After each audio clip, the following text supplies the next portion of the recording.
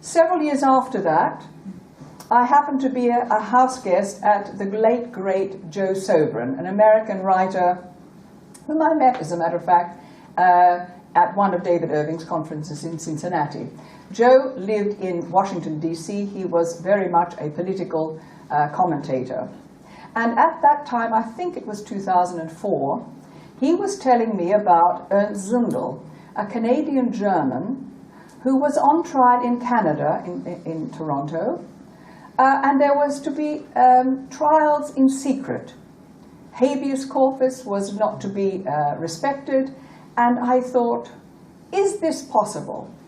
That in our day and age, it's possible that people can bring you to court without naming who they are, for how long they have spoken, how many witnesses they have. A total secret court case can be conducted against you without your knowing who even brought the charges. So I thought, this is a step too far. I'm sure these people must be exaggerating. But because I had taken an interest in this area of history, out of the blue, I took a train from Washington, D.C. up to Toronto to see for myself.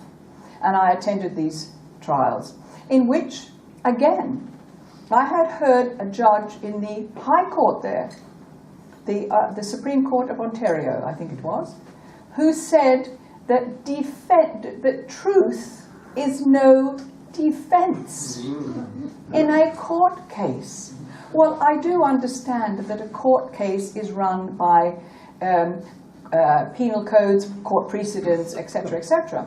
But we don't suppose, even though we cannot moralize in a court because it's not about moralizing, nevertheless you do expect a judge to respect truth as a defense.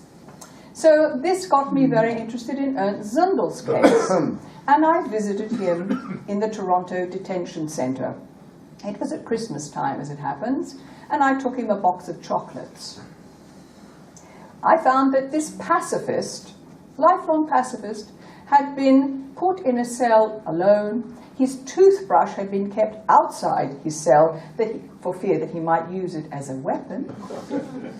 And he was not allowed to receive my modest box of chocolates, which put me in mind of my late husband, Sir Francis Renouf, who was captured in Germany and was in a prison camp in Bavaria, at which he was permitted to receive Red Cross parcels. He was even allowed to have an Oxford correspondence course by the Germans. And after all, he had landed in Corinth to kill Germans. And yet that is how our soldiers were treated.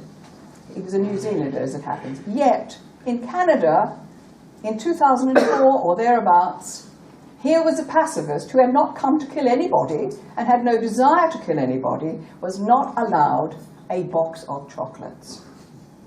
So when he then went to Mannheim, they tricked him, I won't go into all that detail, but he then wound up in Mannheim in Germany in prison, and I went to visit him there.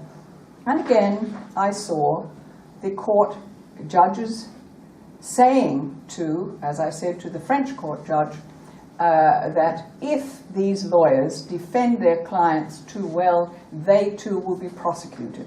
Now, I heard that in the Ernst Zundel trial, the Germar Rudolf trial, and the Sylvia Stolz trial, because Sylvia Stolz was herself a lawyer. She was defending Ernst Zundel. And because she defended her revisionist clients too well, she was put in prison for 3 years. So that is called jailing the lawyers.